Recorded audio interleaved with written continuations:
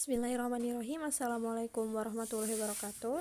Hari ini kita kembali lagi dengan mata pelajaran ilmu pengetahuan alam. Materi hari ini kita akan mengulang fertilisasi dan perkembangan embrio.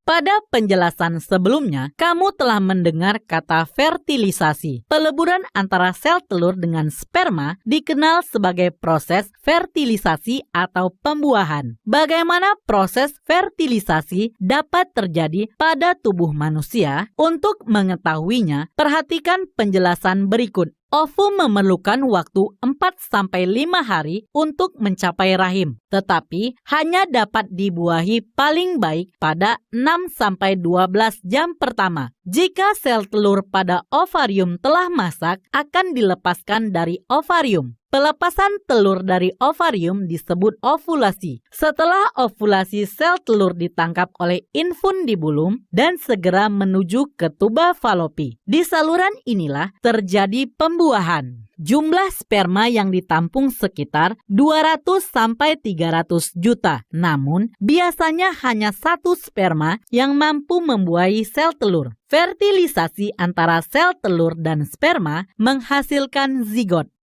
Pada hari keempat, zigot sudah menjadi segumpal sel atau morula. Pada hari ketujuh, gumpalan sel tersebut sudah tersusun menjadi selapis sel yang mengelilingi suatu ruangan yang berisi sekelompok sel di dalamnya atau blastula. Lapisan sel bagian luar akan berkembang menjadi ari-ari atau plasenta dan selaput janin. Sedangkan kelompok kecil bagian dalam akan tumbuh menjadi janin. Zigot akan terus bergerak dari saluran telur ke uterus. Sejalan dengan waktu, zigot mengalami pembelahan sel. Setelah sampai di rahim, gumpalan sel tersebut akan melekat pada selaput lendir rahim dan mulai membenamkan dirinya di dalam selaput lendir atau nidasi.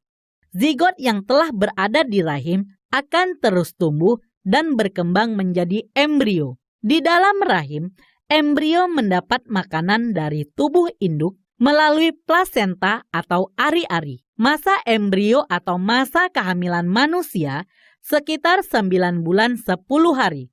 Bila bayi sudah siap dilahirkan, otot-otot pada rahim berkontraksi secara teratur dan mendorong bayi keluar dari rahim melalui vagina.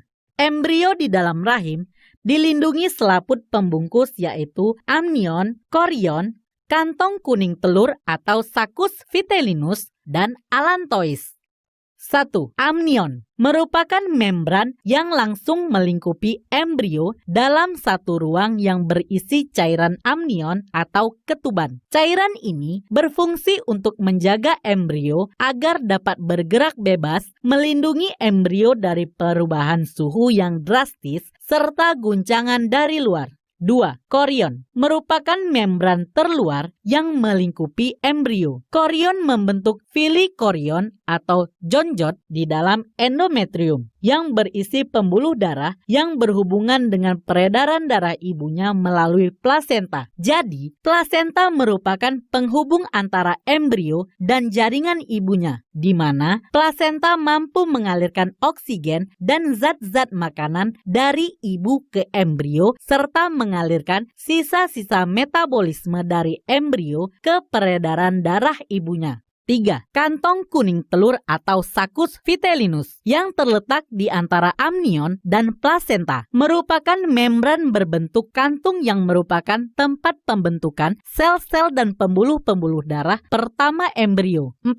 Allantois merupakan membran yang terletak di dalam tali pusat. Allantois berfungsi sebagai alat respirasi, saluran makanan, dan ekskresi. Di dalam allantois terdapat pembuluh darah yang menyalurkan zat-zat makanan dan oksigen dari ibu dan mengeluarkan sisa metabolisme.